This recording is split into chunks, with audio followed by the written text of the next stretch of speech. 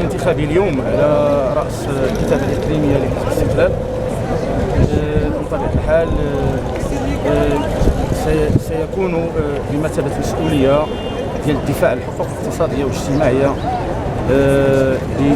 لساكنة شتوكا إتباها. ومن طبيعة الحال خصوصا إقليم يمتاز بتنوعه الجغرافي ومشاكله العويصة، سواء على مستوى المجال الفلاحي أو على مستويات القطاعات الاجتماعية.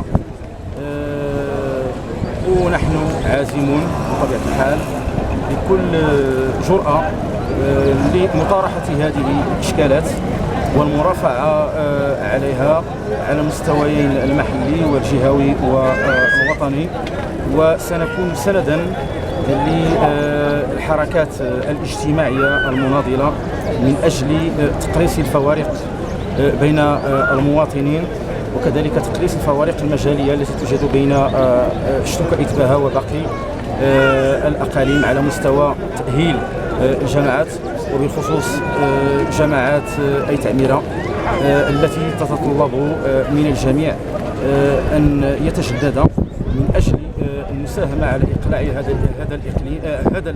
هذه الجماعة التي تعاني بشكل كبير يعني على غرار باقي الجماعات.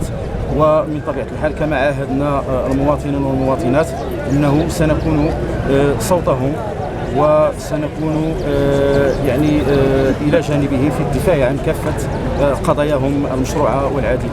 ونحن على أبواب الاستحقاقات البرلمانية المقبلة. الحزب ديالكم كباقي الأحزاب هل حسم بالفعل في التذكير، رغم أن يعني حزب الاستقلال شأن باقي الأحزاب حزبنا لازم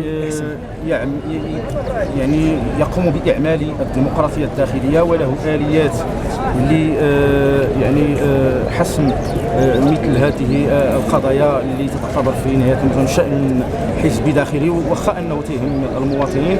ومن طبيعة الحال الأساسي هو أنه نعزو